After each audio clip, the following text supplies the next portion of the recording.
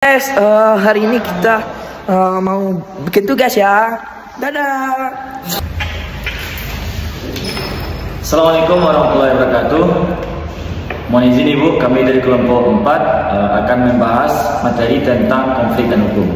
Di sini kami ada berempat. Yang pertama yaitu saya Tito Hamzah, saya Fadil Firanda, dan saya Muhammad Arjananda, dan satu lagi Muhammad Alif. Menyaksikan video disuruh son.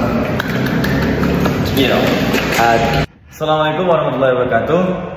Di sini kami akan menjelaskan materi tentang konflik dan hukum. Untuk poin yang pertama yaitu konflik dan faktor penyebabnya.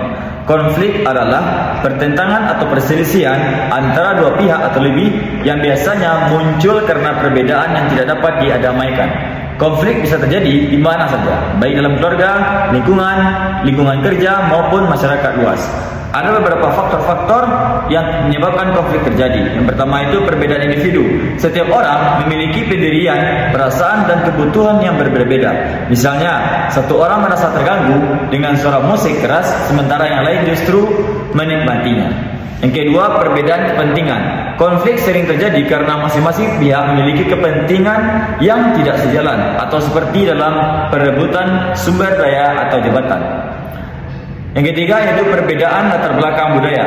Latar belakang budaya yang berbeda bisa membuat pola pikir dan nilai yang dianut seseorang berbeda, sehingga memicu konflik ketika terjadi interaksi. Selanjutnya, perubahan sosial yang cepat. Perubahan nilai norma atau kebijakan secara mendadak dalam masyarakat bisa menimbulkan ketidaksiapan dan akhirnya memicu konflik. Yang kedua, dampak terjadinya konflik. Konflik memiliki dampak yang bisa bersifat positif, negatif bagi individu atau masyarakat. Dampak positif, yang pertama, mendorong perubahan sosial. Konflik bisa jadi pemicu perubahan menuju kondisi yang lebih baik, seperti reformasi atau perbaikan kebijakan.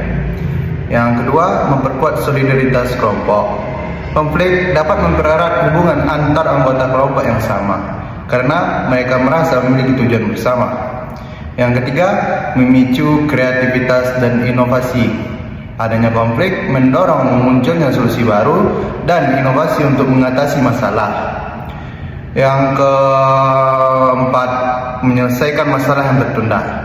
Konflik bisa membuka ruang dialog untuk menyelesaikan masalah yang selama ini belum terselesaikan. Dan poin yang B-nya, dampak negatif. Yang pertama, kerusakan fisik dan psikologis. Konflik bisa menyebabkan kerusakan harta, benda, infrastruktur, bahkan korban jiwa, serta trauma psikologis. Yang kedua, disintegrasi sosial. Hubungan antar individu atau kelompok bisa rusak, menimbulkan permusuhan, diskriminasi, dan perpecahan. Yang ketiga, menghambat pembangunan konflik. Dapat mengganggu proses pembangunan ekonomi, sosial, dan politik. Yang ketiga, pola penyelesaian konflik. Ada beberapa pola atau cara untuk menyelesaikan konflik yang digunakan, antara lain yaitu yang pertama, adanya kompromi. Kompromi adalah kedua pihak yang berkonflik saling mengurangi tuntutan agar tercapainya kesepakatan bersama. Yang kedua, adanya mediasi. Mediasi merupakan bagaimana cara melibatkan pihak ketiga yang netral sebagai penengah untuk membantu mencari solusi, namun keputusan akhir tetap di tangan pihak yang berkonflik. Yang ketiga, arbitrase, yaitu pihak ketiga yang netral memberikan keputusan untuk dipatuhi oleh pihak yang berkonflik. Biasanya disertai dengan perjanjian tertulis. Keempat, konsilasi, yaitu mempertemukan pihak-pihak yang berkonflik untuk berdiskusi dan mencapai kesepakatan bersama. Yang kelima, adanya adjudikasi, merupakan penyelesaian konflik melalui jalur pengadilan di mana keputusan diambil oleh hakim. 4. Strategi penegakan hukum. Penegakan hukum adalah upaya yang dilakukan oleh aparat pemerintah untuk memastikan hukum dijalankan dan dipatuhi oleh seluruh masyarakat. Strategi penegakan hukum meliputi penguatan peraturan dan aparat penegak hukum, memastikan perangkat hukum dan aparat penegak hukum bekerja secara profesional dan tidak memihak, sosialisasi dan edukasi hukum, memberikan pemahaman kepada masyarakat tentang pentingnya taat hukum dan sanksi bagi pelanggar. Penegakan hukum yang tegas dan transparan. Tindakan hukum harus dilakukan secara tegas, adil, dan terbuka agar menimbulkan efek jerah dan kepercayaan masyarakat terhadap hukum. Kolaborasi antar lembaga. Kerjasama antara lembaga penegak hukum, pemerintah, dan masyarakat sangat penting untuk menciptakan sistem hukum yang efektif. Pengawasan dan evaluasi.